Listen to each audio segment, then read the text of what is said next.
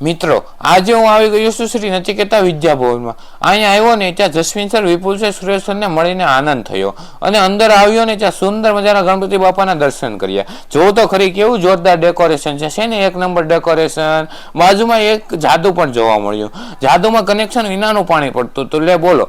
પછી તો બધા મિત્રોએ સાથે મળીને મીટિંગ કરી અને કાર્યક્રમની શરૂઆત કરી અને સુરેશ સરે સુંદર અવાજમાં સાંભળ્યું અને સાથે ગણપતિ બાપાની આરતીની શરૂ કરી।